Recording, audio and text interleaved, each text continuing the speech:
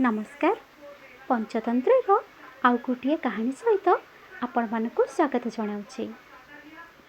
आज कहानी नाम है लोभी बिलुआ।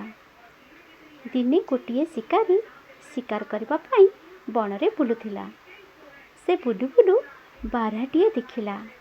बारहार दुईटा बड़ बड़ मुनिया दांत थिला। शिकारी बारहा को लक्ष्य करी सर मारिला। सर बाजिबारु आहत बारहा रागी जाई शिकारी को आक्रमण कला। से तार मुनिया दांतरे शिकारीर पेट को भूसी देला। शिकारी से आघात मरी पड़ा। तार हाथरू धनुटा छिटकी जाई किछि दूर रे पड़गला। बारहाटा मध्य सरमाड़ खाई किछि समय पर मरीगला। एतिके बेले गोटे बिलुआ आहार खोजी खोजी बाहरी पड़ता। से बणरी बुलू बुलू आसी सेठारे पहुँचला। देखिला गोटे मनीष और गोटे बारहा मरी पड़ती। यह देखी बिलुआ मने मने भारी खुशी होईगला। भाविला मु आज भल बेलारे घर बाहरी थी। मते बारहा मांस और मनीषर मांस दुईटा जाक मिलगला। अल्प अल्प खाइले एथिरे मोर बहुत दिन चलीजिव।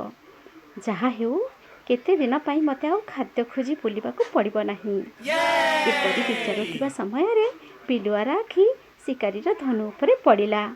से धनु पाखकू जाई देखिला जे सेथिरे चमड़ार दौड़ी लागिछि। से भाविला आज आगे ए चमड़ार दौड़ीटी खाईदेवी। एथिरे आज दिनटा मोर खुशी कटिजिव। कालीठू मनीष और घुषुरीर मांस खाइबा आरंभ करदेवी। एहीपरि चिंता करी बिलुआ धनुर गोटे मुंडरू पाटिरे पुराई चमड़ा को चोबाइला। गुण दौड़ी छिंडी जिबारु धनुर से मुंडटा तार तालू कणा करी बाहर को बाहरी पड़ा। बिलुआ छटपट होई सेठारे मरीगला। आज ये कहानी शिखिले जे अति लोभर परिणाम एपरि खराब होइथाए। तेणु अति लोभ केबे करिबो नाही। आपण माने ए कहानीटी को सुनिथिबारु आपण मानकु बहुत बहुत धन्यवाद।